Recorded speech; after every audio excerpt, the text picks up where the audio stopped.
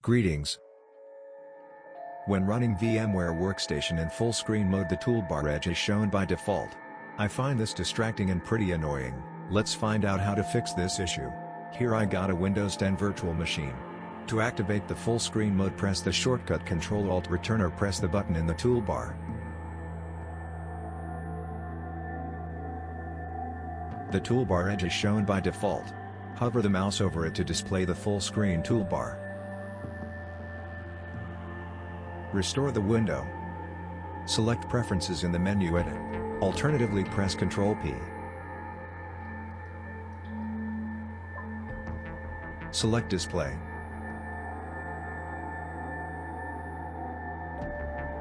Uncheck Show Toolbar Edge in full screen.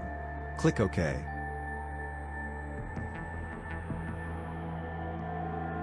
Let's check again. Great, the annoying toolbar edge is gone. To show the toolbar, hover the mouse cursor in the upper area. Thanks for watching. See you next time.